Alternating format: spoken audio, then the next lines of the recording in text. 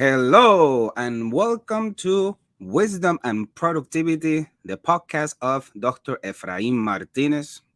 I am a principal in search of wisdom, and I have found productivity to be a great asset for success. Today, I have the distinguished honor of having with me Dana Butler. Let me tell you something about Dana Butler. When I became a principal, that first time that I signed a contract, for some reason, I reserved a vacation to go with my family. I took them to Disney. And the one person that didn't even know me, that talked to me and advised me through that process of understanding how to start as a principal in school was Dina Andre Butler. So kind, so honest, so special. This is how special he is. When he won the Golden Apple Award for his excellence in principalship and he got into the podium, he sang to his students and they love him. This is how special Dana Butler is. Dana, who are you? Well, first of all, thank you, gracias, for this opportunity to have dialogue and share and learn and just inspire ourselves and just be a part of this process. Uh, who are you? Um, I'll tell you at the end where I kind of got this concept of sharing who I am, and but one line before I spoke to some eighth graders, and I told them that a coach had told me once that you have to feel comfortable in sharing who you are and your journey, because others will know that despite whatever obstacles or things that are in front of you, you can achieve and get and set very, very incredibly high goals. But you have to be willing to share your story, not with an arrogance, but with just this was my journey. So who am I? I'm faithful. I'm very faithful. Uh, I'm Ruth and Raymond's baby boy. I am the blessed king to my wonderful queen, Robin Anita. I've been married 272 days. Kudos. Congratulations. And of course, Robin, I love you. Uh, I'm a baby brother to Dr. Fredna Diane and Guinevere Felicia. Um, I'm a CPS kid from Daniel Webster, John Milton Gregory, from the west side to the south side of Edward F. Dunn Elementary School. I'm a Percy L. Julian High School, Chicago Public School Jaguar, and a very honored Hall of Famer. Uh, this is we should be celebrating all cultures of every month, but we are especially celebrating Black History Month. So I'm wearing my fraternity sweatshirt. Sweater. I am a proud brother of Kappa Alpha Psi Fraternity Incorporated. My line brothers will get a kick out of this. I'm A Club and top dog of the Furious 15 for Delta Zeta Chapter Roots and Evergreen Park alumni. I'm a teacher, a coach, an assistant principal, a principal at Pickard Elementary School, but mostly for 30 years at my family, mi familia, Irma C. Ruiz Elementary School, proud Pilsen. I'm at HBCU. If you're not familiar with the acronym, Historically Black College and University, graduate baseball marauder for life at Central State University, Wilberforce, Ohio. I mentioned the actual location because it was a historical spot for the Underground Railroad, of trying to help to escape slavery and impoverishment. Currently, I'm a chair for the advisory board for the College of Education at Roosevelt University. I'm a field service specialist in support for the Illinois Principals Association. I help to service North Cook, South Cook, West Cook, and with an emphasis on the Chicago public schools and the Archdiocese. During this time of all of the conflict and the things that were going on, people are not going into the profession of being principals, assistant principals. It's almost like convincing someone to run into a building where you see that it's burning up. And how do you convince them, aside from having love for children and wanting this world to be a better place? I'm an adjunct professor at Roosevelt as well, Roosevelt University alumni, for those who are actually seeking their principal's license. So I'm hopefully helping to share the experience and the journey that we've had, and what comes out of that. And now, and you mentioned the Golden Apple. Thank you so much. The Stanley C. Golder Leadership Award, Golden Apple Foundation of Excellence in Teaching and Leadership. Now, 5 quick fun things. My Fernwood brothers, my Fernwood boys call me. I'm the mayor of Fernwood Park in Funtown. I'm a self-acclaimed musicologist for the early Motown era. And I'm an aficionado of Bruce Lee and The Godfather. And often like what Don Corleone, I have to, we're not going to do this on the broadcast today. and a pretend singer and pretend keyboard player. But that's kind of me, a little bit of me. I'm sure you're much more. You're such an admirable person. Let me ask you a couple of questions of what you say. What do you think was the biggest lesson you learned from your fraternity? Humility. Our fraternity stands for achievement and every field of human endeavor, and we're service oriented as well. And you have to want to help people with the idea that you're not going to receive anything. Pastor Jason and Brittany, just mentioned about you before me. Sometimes you have to put others. It doesn't mean that you're not taking care of yourself, but sometimes it's the selflessness of helping people and helping others and being a great network. It should never be a competition. It should always be a building and a sharing and a love, and specifically to what we call Lion Brothers or Sands or whatever it is. That you have to operate as one sometimes. You have to operate as a unit. No one person is greater than the other. And that has been a concept of sharing that with kids in the classroom. That classroom becomes your city. It becomes your place. If something goes wrong, it's not Mr. Butler did it wrong, or it wasn't Ephraim did it wrong. It was, we dropped the ball on that, or it folded like a napkin and we need to fix it. Or we did a great job and we need to celebrate while continually moving forward. I don't know that we celebrate enough in life. Yes. Of things, because we always have to strive to be number one, and data can drive you crazy. My wife tells me, she says, perfection is exhausting. Yes. It's exhausting because you can never get to that place, because then once you're at that place, you got to get better. Absolutely.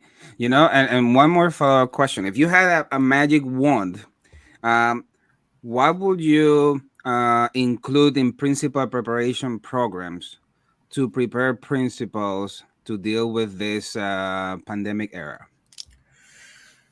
Well, I don't know that there's necessarily answers that magic wand itself might even run. I think not to diminish the magnitude of the pandemic or any other thing that has come across us. It's how to compartmentalize what you have in front of you. We haven't seen something like this before. but we have seen some simply, forgive my vocabulary, some diabolical things that have been in front of administrators and principals. And it's just, how can you provide an umbrella, if you will, to those underneath you so they can grow, and you almost kind of taking the hits for this thing while keeping yourself, your social emotional, your own mental, emotional, physical things, spiritual intact, because obviously, an empty cup, you can't help anybody. That's why I tell you on the plane, put the mask on you first, Yes. and you can help others. But I guess the one thing I would probably say is try to provide as much normalcy around structures and systems that you have in place, and revisit them, because it's evolving so much right now. It's almost impossible to be able to say, I got this structure or this schedule or this thing in place, and not have to modify it because the mask mandate may change. Or you might move from one district to another district where that district has identified that we're going to do it this way. Not right or wrong, good or bad. This is the way we're going to do it. And this is the way you left doing it. So Mm. you almost like a, if you will, a professional matrix. It's Yes. just like you just keep kind of sidestepping that and trying to address what just came at you. So that, just really just to put the kind of structures that you can in place, reach out to, even as a teacher going into this thing, or assistant principal or instructional leader, whatever position you may have been into this, just really, really listening to how people are feeling and trying to address that. We talk about differentiated coaching all the time, but it's a, and backwards mapping. We talk about those different strategies that have had success, but if they don't have any formality or consistency to them, they just sound good. They sound really well, but somebody's going to see something different on Monday that they didn't see on Friday because of some form of legislation or something that happened. And they have to be able to say, okay, it doesn't mean I'm just accepting what it is, because you still have your own opportunities to reach out to, political people, and be advocates for what you think are important. But meanwhile, back at the ranch, those kids are the most important, layered by the next layer of supporting that teacher and staff who have to service those kids, while keeping in mind the parents in the community, because they're in this pandemic as well. It's not like they Yes. have answers to this as well. There wasn't a pandemic. I know that parents right now are appreciating teachers and principals more than they've ever appreciated them in their entire lives, Yeah. because you're like, I just have to watch my one child. It doesn't mean that the child is not the one most wonderfully behaved. It's just how often that child changes during the day. I'm happy, I'm sad, I'm tired, I'm bored. I want to go out. No, I can't go out. I did my homework. No, I didn't do it. I really know this, but I want to be quiet on that. You're so wise. Well, Dana, let's go. Let's dig in. Um, Share with us, please, your professional trajectory just before you retired. and I'm glad you mentioned the word retirement. It should be extracted from every dictionary and every book, because it doesn't exist. It should be transitionment. I need to get that word. I need to get that word in there. Enough people to use it. We don't really retire. We leave places. Mm. We move and evolve from places, and we're never not just doing anything. When people ask me, they said, and I'm going to get to the trajectory. When people ask me, they said, I'm thinking about retiring. I said, well, I don't have any advice, but answer one question for yourself. And I'll use you as an example. What Mhm. time do you get up in the morning, Dr. Martinez? 4:30. And what time does your day really, really end where you actually get to go to bed? I mean, shower, pray, Um, eat, everything. What time do you get to? 9 o'clock. If you retired, you have to fill every one of those hours 7 days a week.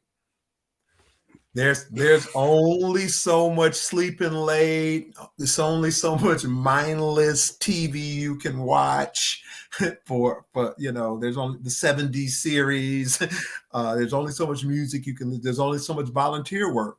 Uh, I mean, so you're always going to be doing something. So that retirement thing, get used to saying, "What's my next chapter?" Makes Or sense. what's my next season, or what's my next place.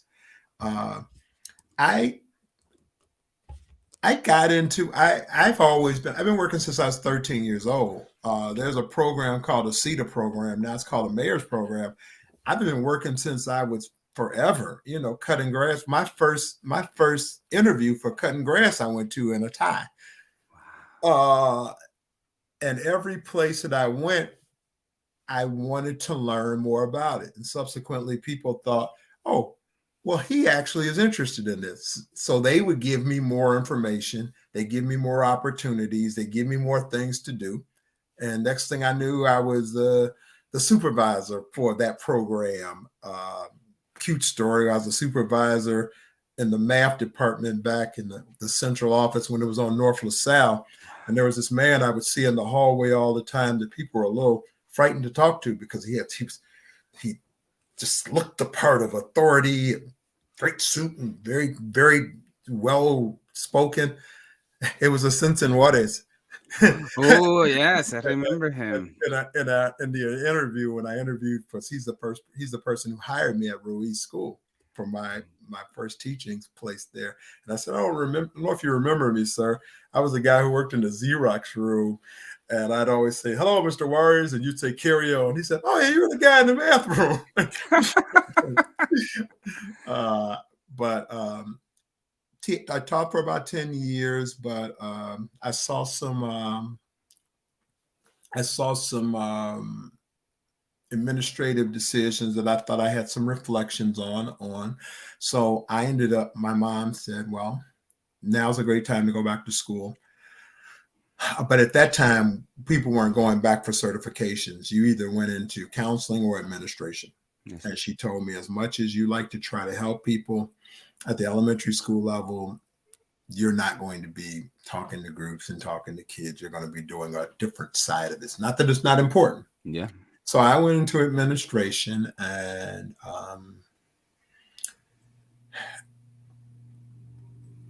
I applied for a principalship, kind of not as a goof, but I didn't think I was going to get the job before I applied for it. But I wanted the experience, and I was kind of doing what I call a public service announcement. But I went from 140 applicants down to the final 3 in the forum. But the principal, who was named a principal, Beverly Williamson Ashford, she took me as an assistant principal and took me under her wing. And I remember her saying, do you think you'd ever want to be a principal at this school? I said, well, I think maybe. She says, when you have to leave. And I didn't get it. She said, you have to, because there was at that time, we had a program called a launch program where you could be what was called a resident principal in elementary school for half of the year and high school at the other half. But you actually physically left your building. She said, they need to see you as a person who can run this entire building and juggle that $5 million budget, as opposed to the guy who was the teacher that was kind of cool, or the girls basketball coach, or all of those things. They said they need to see you in this role instead of this role. And I did do that program. And another ironic, how you have a principal who's kind of your mentor when you're working in the building. Well, I had Denise Little over at Heffron with and rest in peace, Wanda Washington is her assistant principal. So I learned a lot. Wow. I learned a lot as a rook, and I had not even been a principal. But that was the escalation into this. But I was always in jobs working around students and around education. And my mom, rest in peace, she was a career service. What was the other one they used to call? There was another name for a teacher assistant, then a teacher, then a librarian. Um, I watched her very quietly move through through doing those things. My sister, Doctor Fredna, but Diane Butler McNeil, she don't like me saying the whole. Please forgive my grammar. She don't like me. No, she taught at Scammon for over 20 plus years as a first grade teacher, and just kind of quietly watching other people who are very very successful in the things, and they helped me with the project my my own kind of trajectory, if you will. Yes. So, we have talked about this probably in the past. Can you tell us about the lessons that you learn as a proud African American man that has gone to historical college, fraternities, and working for 30 years, leading one of the best schools in Pilsen? And what did you learn about yourself?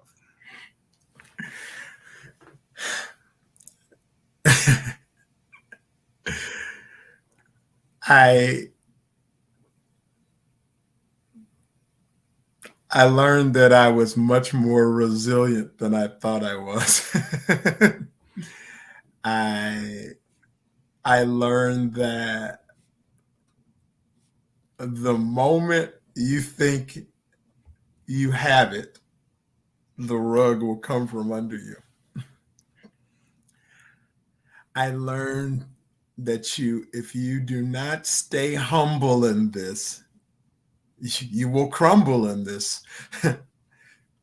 There's always somebody who has had greater success, and whatever that definition of success is, longevity, uh, and you're always going to be compared. So I had to come to terms with I'm not going to be able to please everybody. I have to stay service oriented. Uh, Contrary to popular belief, there are fewer decisions around where people say, well, what's going to be the best for kids? There are fewer decisions around that in the concept of education in places that, in my estimation, that you're at than we believe. But it could be more if we just keep rechanneling and refunneling back to how it's going to help those kids. You can get wrapped up in, forgive me, data. Data is, and data tells you a lot of things. It doesn't always tell you all of the truth. You can get so wrapped up in trying to reach goals and scores that the house can be burning down around you. You got these scores and you got this thing, but there's anarchy. There's mistrust. There isn't, and it doesn't mean that you were the catalyst of it. It just is. And if you don't create, I learned that you don't create a culture and climate that people want to stay at and work at and be at and exist in, it's just not a positive place to be. I can remember going to a situation once where, and not necessarily in the Pilsen situation, where I sat in the car and didn't want to go in. If you don't, and I'm not saying it has to be so wonderful and the Emerald City, so I was going to have an Emerald City, you had to have an enchanted forest. You have to have a contrast to be able to know that this is so wonderful and bliss from this. But I had to keep that in mind because you can get swallowed up into, especially, and this is not a judgment at all about Chicago Public Schools, when you look at the third largest nation, a public a school system in the nation, by design, there has to be some challenges. Yes. You're talking about an individual education plan that every kid should have, not just kids who are having, have special needs or learning challenges. Everybody should. But guess what? Dana should have one for the way that his supervisor coaches with him. Dr. Martinez should have one too. And that's a lot to be able to juggle, to be able to say, well, I got 1,000 people. I need to call a plan for each one. So in retrospect, just kind of closing up on that question. Yeah. Just trying to not rush. I always continually, as I'm in my newlywed stage of my wife moves very quickly. She's very efficient in what she does. So the project management MBA, she moves like that. I seem to move a little bit more methodically, slow, and I never want that to be misconstrued as procrastination. but I know when I'm moving slow on purpose. But you have to really take time to analyze for as quickly as you can, because you don't want to have to go back and do it again. Mm-hmm. Or you don't want to have to, that misspoke word, or you, like you said, you can't unspill milk, Yep. So if you're not taking enough time and you're just rushing to do this thing, you'll get caught. And you'll spend more time defending Telemundo, and las noticias, you'll find more, spending more time on that as opposed to all of the positive things that you can be addressing. You're so right. We must take time to ride the wave. I love it. Thank you for sharing that. Yeah. Like in Back to the Future, if you could go back in time, what is one or two lessons that you learned? Or what would you do? I'm sorry. One or two things that you will do differently? I absolutely would have finished my graduate work earlier. Not necessarily have gone into it. I have doctoral work that's unfinished out there. I would have finished it earlier, not necessarily to race into administration or instructional coaches or superintendencies or those kinds of things, but to have it done and be able to build off that dissertation, be able to make that part of the work that you are doing. And I understand that you would never want, I would not want a first year teacher trying to acclimate into that while working on, some rigorous work in a master's program. But, after a couple of years and you start to establish yourself for what you're doing, why not? Why not go back and that's with the idea that knowing that you would like to do those kinds of things. And I said it earlier before, but I want to repeat it. Perfection is exhausting. To try to make everything look just the right way all the time, it'll just wear you out. So if I would have gave myself the advice, riding the wave doesn't mean that you are not engaged in this thing. You understand that this is a wave that I'm not necessarily that I can defeat. I can't beat 3/4 of the earth covered by water with my hands or my thoughts. Sometimes you have to ride that wave till it stops and figure out how I can ride that wave better, or how I can maybe redirect that wave, because I was always interested in trying to make sure that people were happy, but it wasn't, but I should have been thinking more about making them happy through helping them to be the best that they could be. I learned it later. And that's with kids, I think I did a much better job with helping kids to see. I tell the story about trust. I never asked kids to trust me. I said, here's what I want you to do. I'm going to give you some things to do. You don't even have to put 100%, not giving them low expectations. I said, but you don't have to put even 100% into it. Put 60 to 70% into it with consistency, and see if the goal was met. In November, you'll know whether you trust me or not. You'll know if you trust me because you really think I care about you, or I'm so arrogant that I don't want you to fail. Because then I'd say that was a failure for me. For whatever, I told them, whatever avenue you want to take, milk me and get every bit of information you can from me and move on, use it, and share it. So trying to trying to help people to be the best that they can while you are trying to be the best that you can. Michael Jordan was, I'm the 9,000 shots he missed. Yes. His failures were his greatest success. He's entrusted to take that shot. I think it's 27 times with the game on the line. He missed. So and the other one is about accepting when things just don't go right. It can stop your sleep. It can affect your emotions. You can just, people look at you and you're like kind of walking in like a zombie. Like, you okay, Efren? I'm fine. But you're so inundated, you're so thought up in the process of a parent that was angry with you, or something happened to a kid and there was nothing that you could do about it, but it was under your watch, and you internalize it so much.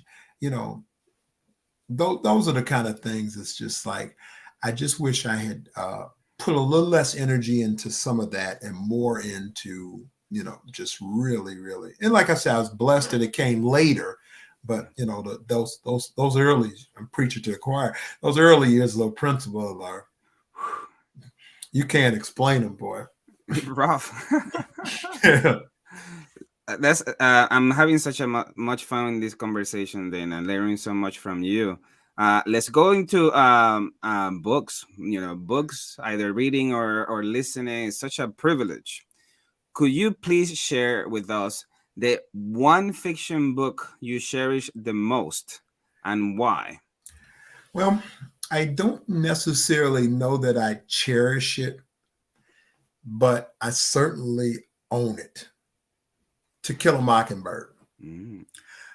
Because the moral of that story for me is, you can do the right thing or the wrong thing, but if the the perception and the answer is already there, it won't matter what kind of evidence you present. W.E. Du Bois says, and this is not making a judgment, it's just a statement. A system cannot fail one it was never meant to protect. You you you have to understand, one has to understand the concept of where we are and what we do in this world, and which kind of goes into my other book of unconscious bias in schools that I've shown up. We don't necessarily know sometimes what we are doing or saying, in aspects of this world. So, the guy didn't do anything. The guy did not do anything wrong, but he was convicted Mhm. because he was convicted before he walked in that courtroom. And kind of understanding that it kind of exists, or still can kind of exist in this world, it should guide your steps. Guide your steps on how you act, what you say, how you listen, not just listening, how you listen, how you share, uh, because otherwise we will continue to be victimized in any aspect of what we're doing, well, any profession of what we're doing. If we're not paying attention. I don't know if you remember that song that was in Sister Act, where they said, if you want to be somebody, you have to wake up and pay attention. And if you're just Amen. not watching what's in front of you, and I learned a lot about that story. We read it with the kids all the time. And it's not a woe is me, but understand where you fit in this world. And if you don't like where you fit, do things so you can fit in a different place within this world. Yes. And always know that you are representing someone. You know, as I said, I'm Robin's husband, her King, her best friend. I'm still always Ruth and Raymond's baby boy. I'm still all of those things. I'm Coach Mays' kid he entrusted to be captain of that team. Yeah. We still talk from 1979 Wow. to this. We still talk regularly. You know, Miss Greco, mi maestra de español from high school. You know, we still have those kind of concepts. So always know that you're representing someone. You know, I represent the church I attend, you know, Solid Rock. I represent them, Solid Rock South. I represent them where I go. And I represent you, Dr. Martinez. When I go somewhere and somebody makes that association with the name, and I don't want them to, I don't want them to say, oh, he hangs out with that guy. He talks to him. I don't watch. Not only I don't want to watch his podcast, I'm not sure if I want to visit his school. And you know, it's heavy as the head that wears the crown, where Mm. you're blessed to have these opportunities, but you've got to always remember how important it is to represent. And that came out of all of that book of saying, um, you know, the lawyer, you know, they thanked him, Yes. even though it was dire. Wow. Thank you for sharing that. Can I ask then for the nonfiction book that you cherish the most, and what did you learn from it? Well, I got two of them, and I always feel like they're like shameless plugs of the things because we know a lot of great authors. Your one of your colleagues, great friends, Dr. Watkins. Yeah. Yeah. She wrote "Releasing Her" about her mom and Alzheimer's. But there's a greater story into that of anyone who's having to care for their parents or loved ones when they are having some type of affliction, cancer, and she speaks heavily of how, God guided her and comforted her. Uh, the book itself talks about, for me, it talks about how to last through situations that you almost kind of feel like that the end is predetermined kind of thing, as much as you want to help people. But how do you care for your parents? How do you care for a child that maybe has an affliction, or it could be emotional? How do you work with them? And sometimes it's just there's some great chapters in there on how to and you can associate it with a problem. It can be a recovery from something that have been involved in, or you could have a car accident that still is in your mind, those kind of things. So that association is it's a great book. And the Infinite Game, we're reading this as a group with the Illinois Principals Association, Dr. Leahy. We do it as a staff. And it talks about leaders eat last, Mm. and you start with the why. And if you don't take care of your people, or service oriented, you'll become a company that does really well, and then it will end, or they'll get a new CEO, and then you'll have to, we have new taskmasters to follow. Oh yes. uh, and it'll never be internal for you to want to be a part of that and see it succeed, because you're always wondering, well, this ain't going to be long. Yeah. That comes from a lot of times when we're giving things to do in education. The person says, well, historically, I've watched that this is probably not going to be around in 2 years, so why am I going to invest the time in it? So Absolutely. until you show that it's important, others won't think that it's important either. Awesome. Thank you. I'm like here, like trying to process everything you're saying. Thank you, Well, Dana. I So appreciate wise. you. You know, if you have a big poster board and you have to identify who are your biggest influences, who will they be?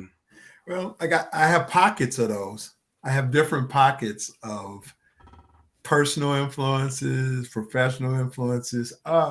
Obviously, as I always continue, I will always honor and say my wife and my queen is named Robin all the time as an influence. I will always honor my parents over and over. I just love saying their names, Ruth and Raymond, my family, my niece, Camilla. She is such an influence to me because she has really, really just been just a sweet person from childhood through adulthood, and just a joy to be around. But then I got pockets of friends, my fraternity, my Julie in high school. I still talk to. We're looking at trip possibilities. We missed our 40th anniversary, but we still talk. They're kind of like my bestie friends, but they still influence me. I know I'll leave somebody's name out there. Why did you say my name? but the Derricks, the Jose's, the Ties, the Bernards, the Glorias, the Sherrys, the Sandra, all of the crew that I still grow up with, my Fernwood buddies, Mark and Tony and Keith, and it's just an endless list there of people. I'm influenced by people who are positive and still want to be a part of your life. But they're also historical figures. Roberto Clemente I just followed him my entire career, uh, Dr. Martin Luther King Jr. There are people who have gone through some great heavy things. I have some professors, Dr. Joseph D. Lewis, Olo Kikijulo. He would always say, I want you to always find your roots. Always find your roots. You won't be able to help anybody till you find out where you came from and what you are. As I said, Coach Mays, he entrusted me to write the lineup sometimes as a senior in high school, and did not retire until I was able to take over the team, 30 plus years later. There's so many aspects, principles influence me. People who are still in this thing influence me to make better decisions, to be more service oriented. I've had great pastors, throughout my entire life. Currently, Pastor Brittany and Pastor Jason, Pastor Purvis, he officiated my wedding. They're just so many, people who have been there in places, and I'm blessed. Sometimes feels like a slight. I can remember back things that happened to me when I was actually 1.5 years old. My mom would shake her leg, and I remember people say, how could you remember that? But that memory helps me to, go through and guide through these days. Because every day we're seeing things that are in the news and things throughout this world that just make you scratch your head. Make you scratch your head, like, how are we going to get through this thing? Yeah. And then if you have that look, and then there's a kid that's looking at you, and through marriage, I have 2 adult children now, Jonathan and Rachel. How fortunate are they? Yeah, well, I got to skip some of that stuff, that's for sure. I'm influenced, and you know what? And this is going to sound a little bit frivolous. Because I know how much you love your dog. I'm influenced by the pets sometimes. If I can watch them sometimes in their joy, so I have the benefit of Rachel. Robin and Raven. And Robin's actually named after her mom, but she had that name before mom knew that was her name. And we got our little Sabina. That's their dog cousin. But even the animals sometimes can influence you to how they get along, how they can almost make up sometimes. So I find influences in a lot of places with a lot of people. Love it. And love, dogs are all love, like pure love. Thank you for sharing that. So being successful at what you do must include staying on top of your own productivity. But this can mean so many different things to so many different people. So let me ask you a couple of questions in terms of your own productivity. Let's start with, how do you get things done? What is your in terms of your email and your calendar, going to places, your to-do list? How do you manage all those things? What happens behind the scenes? I'm still working on that. No, no, no. That is a that is it's something that is a continuous flow. You know, I'm still an old school big paper calendar guy. I'm still a whiteboard guy with the check off and erase, but I have matriculated into the 21st century. So I do send myself, I set alarms for myself on the schedules. Mhm. For this, I set alarms to, this is what time I want to be up. This is what time I want to, think about, pray before, what I have things that are set up that when they are working and when they are functioning, I do better. That means I get to the exercise regimen that I'm trying to do, or the meal planning, or how I'm going to reach out to different principals for different things. I have this day, or if I'm working with, give an example, I'm working with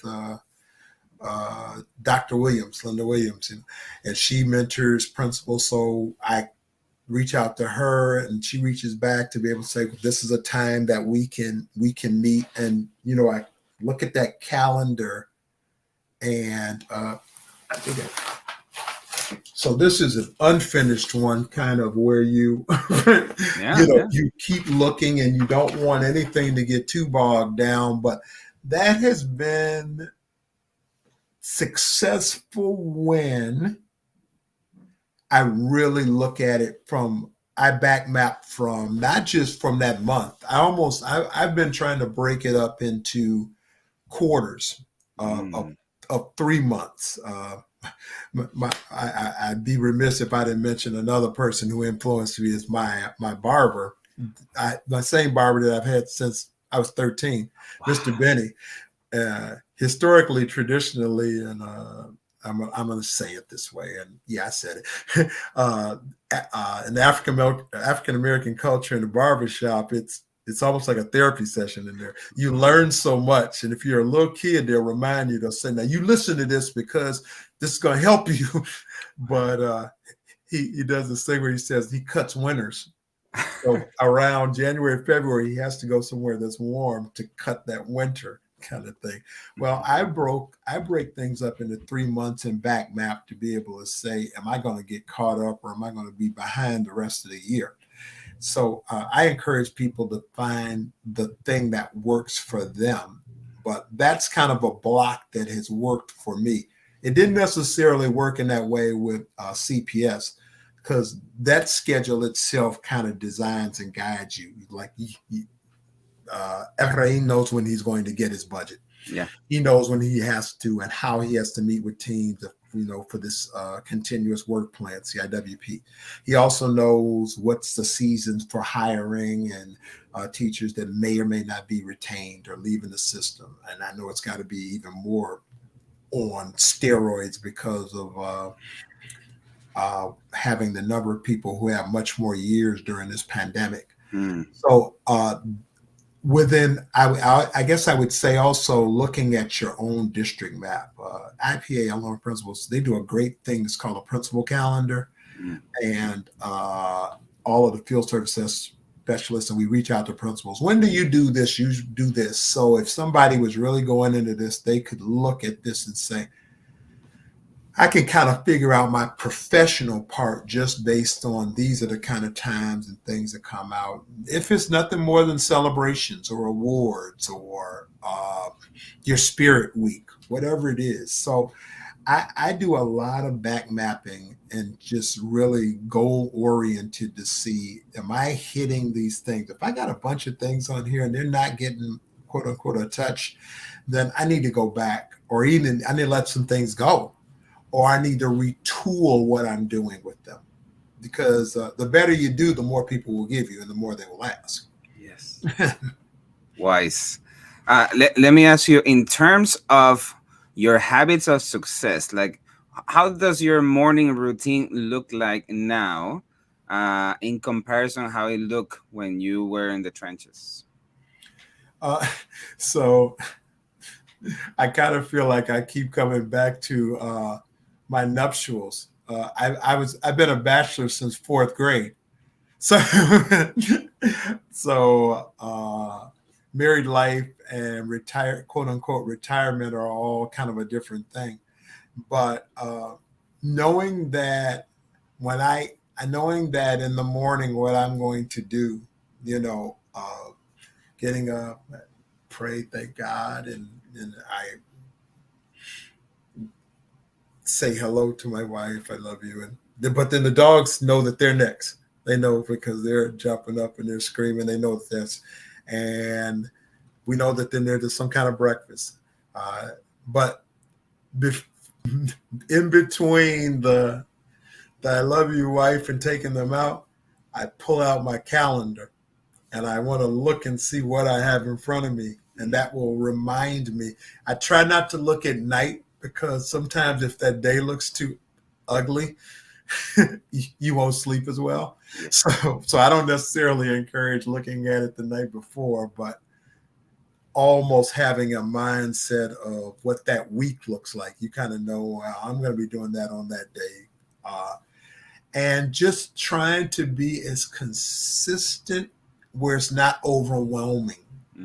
It can be overwhelming if you get caught behind, and we always get caught behind. All it takes is, remember, we used to say, well, you can mess that lesson plan up with one good fire drill and it'll be off for that whole day.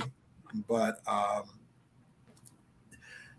making sure that every day that I eat some fruit, even if I don't want to eat some fruit because I know it's better for me, or trying to decrease the amount of sugar, or just reaching out to somebody and just saying, hey, how you doing?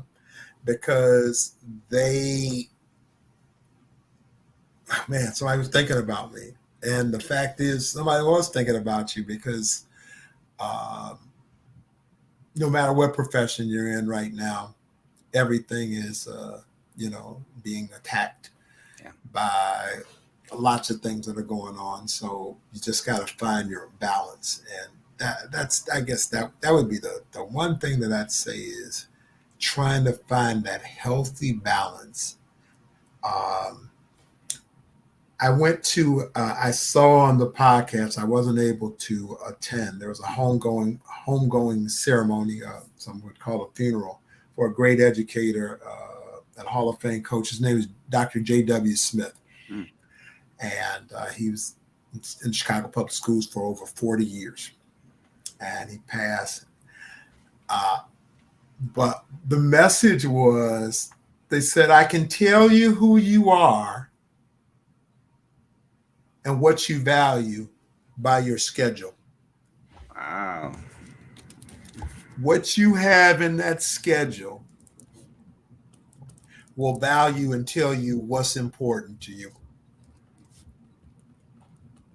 How often you run, how often you smile, how often you pray, whatever it is that you do.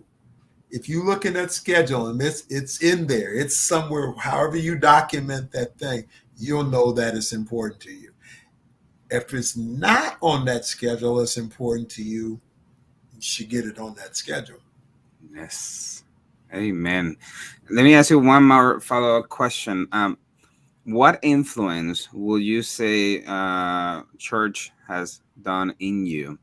And how have you translated that in your service in public school systems?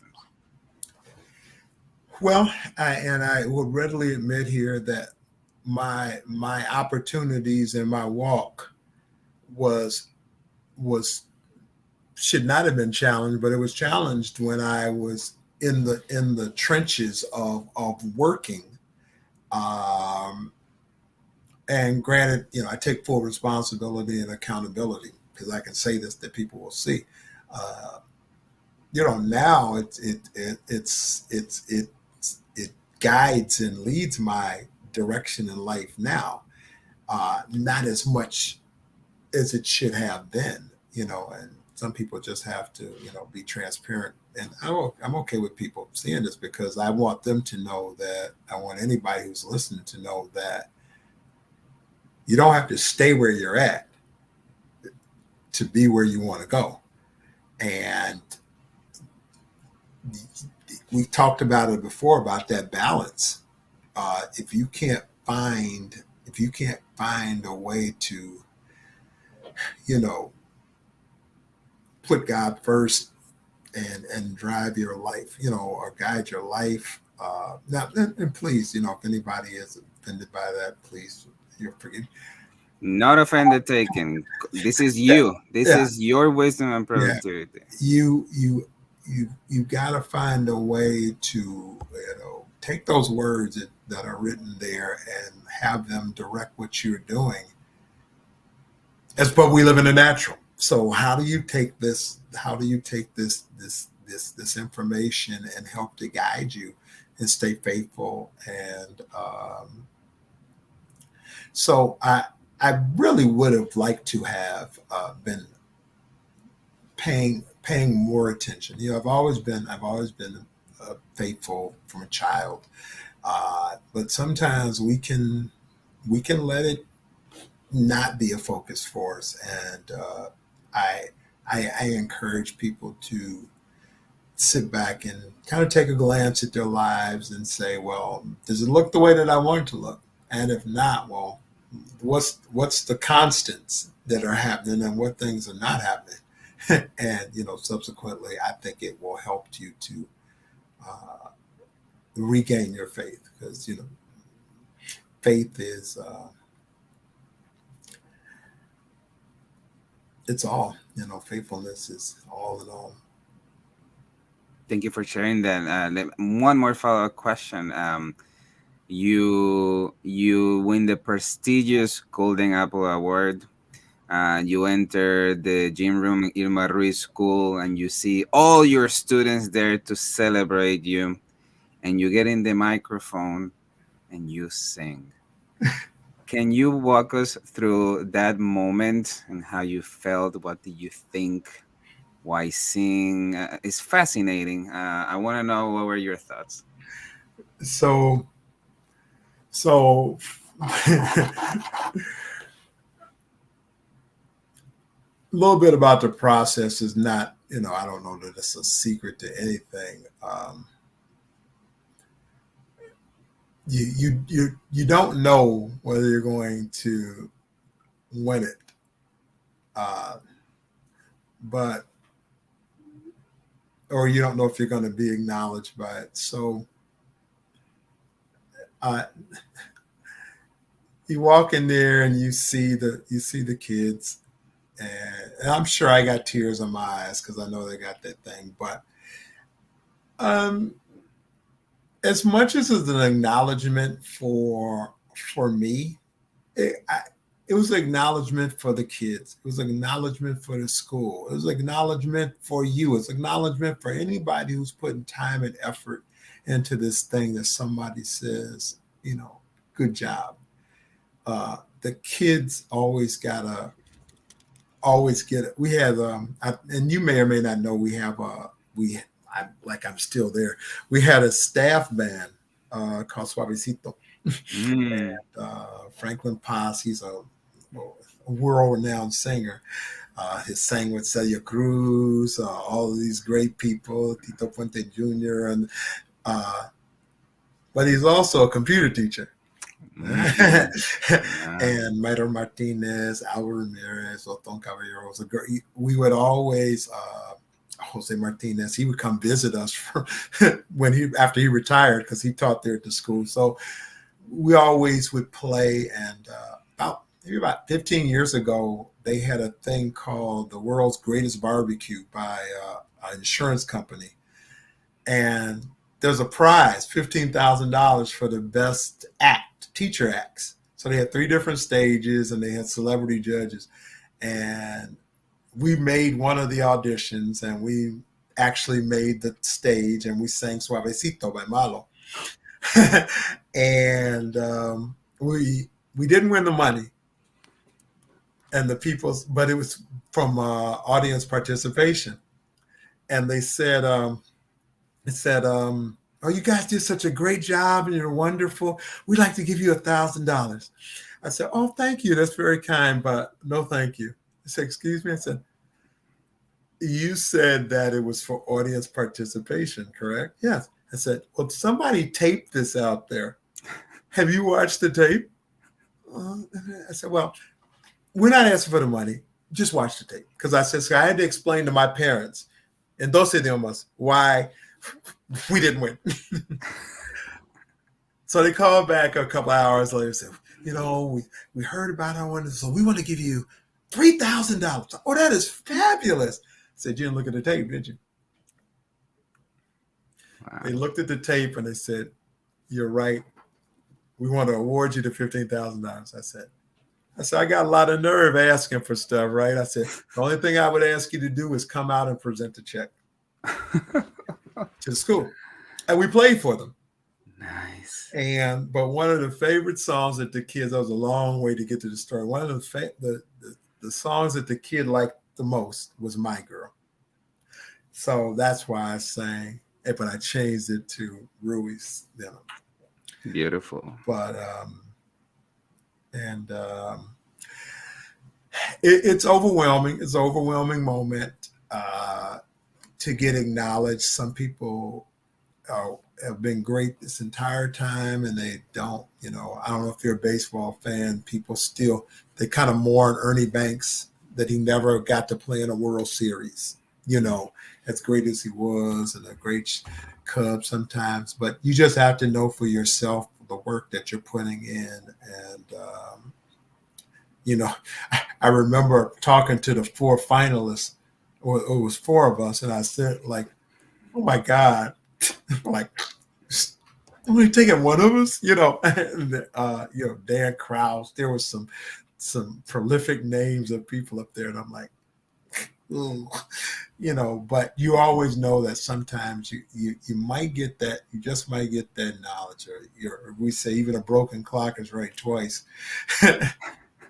But it was very overwhelming, and but I really felt that it was an honor for the school and the kids, because whatever I was doing in there, that's fine, but you can't work with an empty platter. You have to have something wonderful in front of you.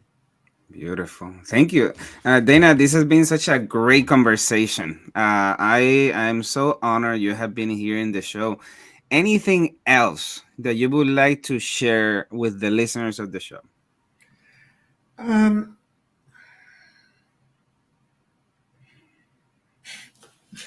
it's a song title, but trouble doesn't last always. I I just encourage people to find find that balance. Find that balance in your life. Celebrate every opportunity that you can. Anything at Ellen. I didn't say reward. Celebrate. Be of service. When you're serving and helping others, there's a fulfillment in your heart that will never match any financial accolades that you will get. If you offered me and said, well, $100, say $100, I'll give you $100, or you held the door for that grandmother. holding the door. You know, a lady told my wife a story at church that uh, we're greeters, and her cousins from out of town were coming late to church, and she was kind of looking and panicking. Like I said, I can wait for them. She asked what I would wait for them, and showed them how to get into the church. And she told my wife this story literally like four weeks later of how great that was and what an impact it was. And you just never know. You never know what kind of impact you're going to make when you're helping someone and help you to sleep better. On the other side, I'm going to tell you, Yeah. I'm somebody who was a victim of this, of non-sleep, always going to bed late, waking up early for years. Make sure that you're finding not only sleep, but rest. You can be asleep and not resting well. Resting. Yeah, and I would Beautiful. encourage you to look at what you're eating. What are you eating these days? What are you putting in you? Because all of those things will help you physically get through the day. And don't get through a day without telling somebody that you care about them, you love them, you appreciate them, you're praying for them. That helps me. That helps me every day when things look a little weird. Beautiful. Oh my gosh, Dana, we can be here for hours. It has I been appreciate you. I such a just great thank pleasure. everybody here. I love my Ruiz family. I don't get to talk to them a whole lot. Um, there's just so many people out there to thank, but just know that I thank you all, and I look forward to hearing some of your feedback. And to Dr. Martinez, I've been a fan of yours for years. You have worked through some of the greatest and most successful and challenging places and things, and you've been very transparent about your life and your journey. So I can only say mas aplauso. Yeah. Thank you for sharing, because other people have benefited and grown out of this. I've loved to see you with your when you are presenting. So it's always entertaining, engaging, but thoughtful. I always leave with something, and that's another very, very important. You are an impact person. You make a difference. You are a game changer. Well, I learned from people like you. Thank you for supporting me when nobody was supporting me. Mhm. Um, I know we're gonna be brothers forever, and Hermanos, para man, siempre, man. absolutely, man, absolutely. And I just feel very honored you were here in the show. Thank you so much.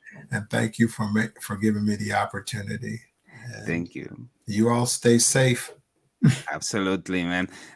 This has been all for the podcast of Dr. Efraim Martinez, Wisdom and Productivity. And talking about dogs, Dana, I have the ending, a video of Chulu saying the same thing I just said about the show. And after that, we're going to say bye bye. Take care. Adios. Thank you for listening to Wisdom and Productivity, the podcast of Dr. Efraim Martinez. Chulu.